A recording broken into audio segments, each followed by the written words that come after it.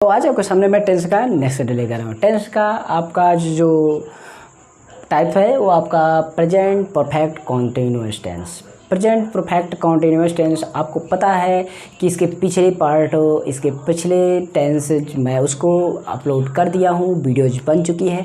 Playlist मिलेगी basic tense basic class सभी बच्चों के लिए, जो नहीं समझ पाते हैं वो समझेंगे विदाउट किसी रूल के। आप एक बार रूल समझेंगे, बाकी आप अपने आप लगा देंगे बिना याद किए। कोई पहचान नहीं, कोई भी सूत्र नहीं याद करना है, बस मैंने लिख दिया भले ही, लेकिन आपको याद नहीं करना होगा, आप आराम से कर देंगे। तो प्लीज़ यार वीडियो को ज़रूर देखिएगा अच्छी तरीके से, और जो कोई भी कमेंट करना हो नीचे आपको मिल जाएगा, कमेंट बॉक्स आप दे देना, ठीक है।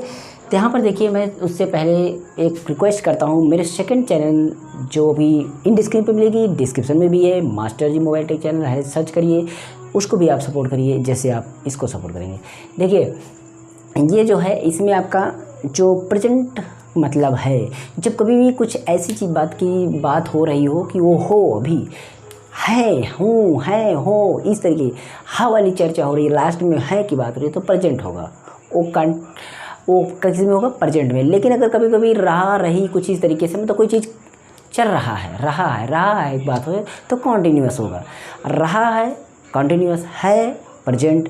लेकिन बात यह है कि काम हो चुका हो, ऐसा लगे कि काम हो भी गया है और हो भी रहा है। काम कुछ तो हो ही गया है लेकिन उसके साथ साथ हो भी रहा है, तब आपका परफेक्ट मतलब हो गया काम, मतलब कोई भी चीज़ वो हो गया, परफेक्ट मतलब पूरा हो गया।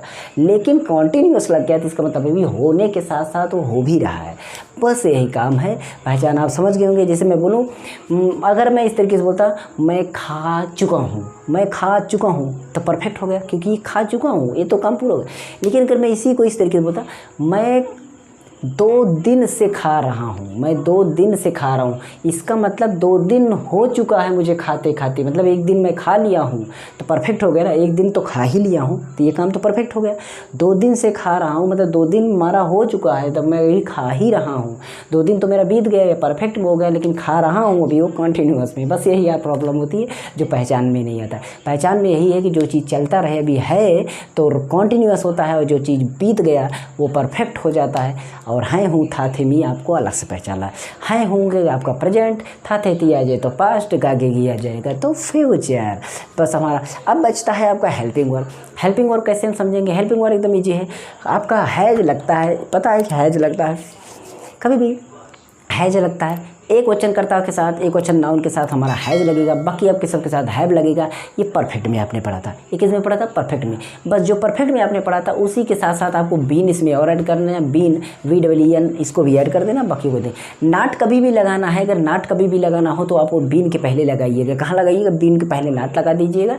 और अगर इंट्रोगेटिव आए तो सारा प्रोसेस पता है कि इंट्रोगेटिव सेंटेंस जो होते हैं उनमें से इंट्रोगेटिव जो वर्ड होता है उसको उठा करके आगे कर दीजिए। और इंट्रोगेटिव सेंटेंस कभी भी हो तो सहायक यानी हेल्पिंग वर्क को कर्ता से पहले रख दीजिए, सभी भी आ जाएगा आसान तरीके से। और यहाँ टाइम की जो चर्चा हो रही है, सिंस और फॉर वाला, सिंस एक निश्चित समय होता है, फॉर क्या होता है? अनिश्चित समय। जो चीज़ निश्चित है, ये टाइम ऐसा है तो उसमें आप सिंस लगाइए। जो चीज़ अनिश्चित है उसमें आप फॉर लगाइए। सिंस में आप जैसे कह सकते हैं मॉर्निंग कह सकते हैं, इवनिंग कह सकते हैं, इस तरीके से 1902 कह सकते हैं, 1905 कह सकते हैं, मंडे कह सकते हैं, संडे कह सकते हैं। ये क्या है? फिक्स टाइम है तो ये आपका सिंस हो जाएगा। लेकिन अगर आप इस तरीके 2 घंटे से, अब 2 घंटे तो कोई फिक्स नहीं है, 2 घंटे कब का 2 घंटा तो फिक्स नहीं है, वो अनिश्चित का मतलब फॉर लगेगा। 2 साल से फॉर लगेगा। अगर यही 2 साल से ना कह करके 1920 कहता कि 1920 से, तब आपका सिंस होता। ये चीज़ आपको समझ में आ गया होगा थोड़ा बहुत। जैसे मैं बोला कि मैं सुबह से पढ़ रहा हूँ, मैं सुबह से पढ़ रहा हूँ। अच्छा ये देखिए, अब आपको यहाँ पर सेंटेंसेज पहचानना होगा। सेंटेंसेज पिछले सारे टेंस में अगर पढ़े होंगे तो आपको सेंटेंस पहचानने में कोई दिक्कत नहीं होगी। फिर भी मैं एक बार आपको रिवाइज कर देता हूँ। देखिए क्या है कि जो सेंटेंस होता है, कभी भी अगर एकदम सीधी बात बोली जाए तो आपका पॉजिटिव सेंटेंस मतलब अफर्मेटिव सेंटेंस होता है, सिंपल सेंटेंस होता है। आप इसको ध्यान दीजिएगा कि वो बात साफ साफ बोली जाएगी कि मैं ऐसा कर रहा हूँ। जैसे यहाँ पर बोला गया कि मैं सुबह से पढ़ रहा हूँ, लेकिन अगर इसी बात को मना कर दिया जाए कि मैं सुबह से नहीं पढ़ रहा हूँ तो नेगेटिव हो गया, नकारात्मक हो गया। अगर इसी बात में क्वेश्चन कर लिया जाए कि मैं सुबह से कैसे पढ़ रहा हूँ, मैं सुबह से क्यों पढ़ रहा हूँ, मैं सुबह से क्या पढ़ रहा हूँ, क्वेश्चन बना दिया गया तो इंट्रोगेटिव हो जाएगा। बस चर्चा खत्म, सेंटेंसेज आपका क्लियर हो गया कि सेंटेंस की पहचान क्या होती है।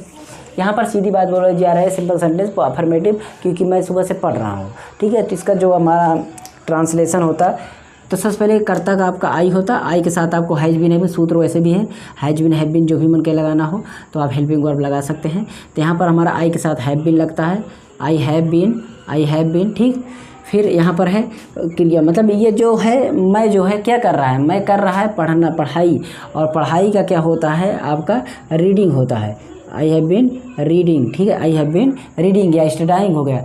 अब ये चीज़ हो गया, इसके बाद आपको ध्यान देना है कि आखिर क्या हो रहा है, सुबह से, तो सुबह के लिए मैंने बोला था सिंस लगेगा, तो सिंस मॉर्निंग, बस इतनी सी बात है और कोई प्रॉब्लम आपको नहीं होनी चाहिए। इतना ही दिक्कत था इस सेंटेंस में। अगर यहीं पर आपका बीच में हो जाता कि मैं सुबह से नहीं पढ़ रहा हूँ, तो आप देखिए यहाँ पर आपका नाट लग जाएगा। सेम सेंटेंस वाइज जो ऐसा ही होगा, आपको समझ में आ गया होगा कि नाट कहाँ लगाना है, बीन से पहले, नाट कहाँ लगाना है, बीन से पहले। कभी भी ये मत समझिए कि हैव और बीन के बीच में नाट लगाएंगे, गलती मत करिए, क्योंकि हैव अभी चला जाएगा, जब इंट्रोगेटिव आएगा तो उस तरीके से हो जाएगा। अगर कभी कभी इस तरीके से यही इसमें आपका यहाँ पर क्या आ जाता है, क्या, तो ये जो हैज बीन है, ये हैव है ना, ये यहाँ पर उठ के चला आता है। हैव कहाँ पे उठ के चला आता, यहाँ पर उठ के चला आता। इस तरीके से हो जाता कि हैव आई, और यहाँ पर आपका ना रहता have I been reading since morning. साथ ही साथ अगर इस तरीके से क्या मैं सुबह से नहीं पढ़ रहा हूँ, तो हैव आई नॉट बीन, बस हैव यही खिसकेगा। इंट्रोगेटिव में हैव, यहाँ इंट्रोगेटिव में सहायक क्रिया जो है कर्ता से पहले जाएगी, याद रखना इन बात को। ठीक है, अब ये तो होगा क्या टाइप का इंट्रोगेटिव, क्या टाइप का। अगर बीच में कोई सेंटेंस आ जाता है, क्या, क्यों, कब, कैसे, ऐसे बीच में आ जाता है, तो आप हैव के पहले भी उसकी अंग्रेजी लिख दीजिएगा, हैव से पहले उसकी भी अंग्रेजी आप लिख दीजिएगा। जैसे आपको मैं कोई सेंटेंस बताता हूँ कि मान लीजिए, जैसे कि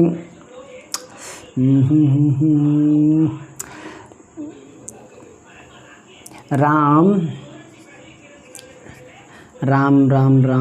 2 घंटे से क्यों घूम रहा है, इंट्रोगेटिव। अब यहाँ पर क्यों शब्द आया है, देखिए क्यों, जब इस तरीके कोई क्वेश्चन जो शब्द क्वेश्चन उठा रहा है, जो शब्द क्वेश्चन बना दे रहा है, क्या, क्यों, कब, कैसे, ये सारी चीज़ें, उसकी अंग्रेजी आप सबसे पहले रखिए, उसकी अंग्रेजी सबसे पहले, मतलब क्यों की अंग्रेजी होता है वाई। अब मैंने बोला जब आपका बवाल हो ही गया है तो सहायता लगी, आपके ऊपर बवाल हो गया है तो आपको हेल्प की ज़रूरत होगी, तो आप हेल्पिंग वर्ब को आगे लिखिए। हेल्पिंग वर्ब क्या होगा, हैज है, तो राम के हिसाब से राम नाम है तो आपका यहाँ पर हैज लगेगा, तो वाई हैज क्या हो जाएगा, वाई हैज। ठीक है, उसके बाद आपका राम हो जाएगा, वाई आ जाएगा, कर्ता हो जाएगा राम। उसके बाद अगर रही बात निगेटिव होता तो यहाँ पर आपका नाट लग जाता, नहीं तो आपको बीन लगाना ही है, तो ठीक है बीन। उसके बाद घूमना क्रिया क्या है, वॉकिंग। ठीक है, बीन वॉकिंग क्या हो गया, वॉकिंग। फिर उसके बाद फॉर 2 घंटे से, फॉर 2 आवर्स।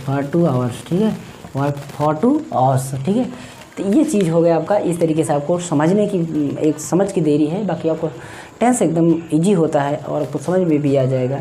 ठीक है, अगर मैं इस तरीके से इसमें कुछ और लिख दूं, जैसे मान लीजिए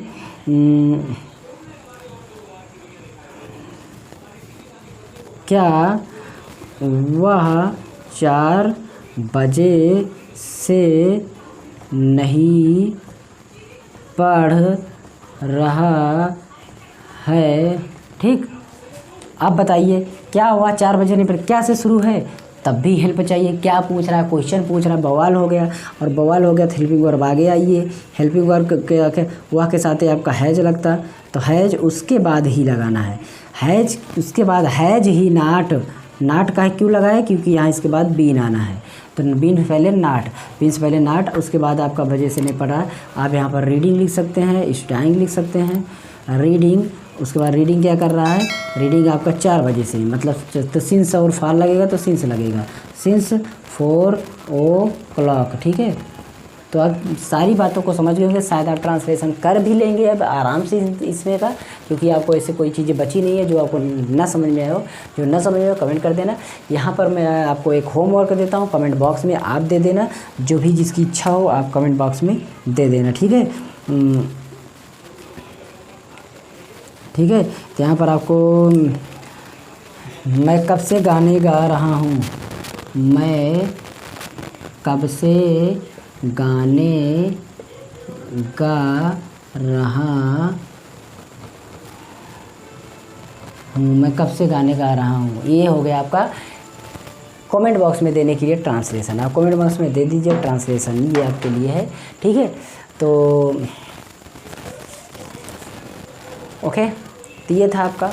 अगली वीडियो मैं लेकर के आऊँगा, तब तक आप संतोष कुमार को दीजिए इजाज़त और बने रहिए हमारे टेक्नो प्लस स्टडी चैनल पर। और इस तरीके की एकदम बेसिक जानकारी, बेसिक वीडियो मैं अपने चैनल पर लेकर आता हूँ। एक बार डिस्क्रिप्शन चेक कर लेना, अच्छी वीडियो मिलेगी। जो बच्चे मैथ में, फिजिक्स, केमिस्ट्री इस सब में तेज़ नहीं है, इंग्लिश में तेज़ नहीं है, बेसिक क्लास मेरी सारी रट डालिए, पढ़ डालिए, आपको 100% लाभ होगा। ओके, मिलते हैं अगली वीडियो में, तब तक के लिए गुड बाय एंड जय हिंद, वंदे मातरम।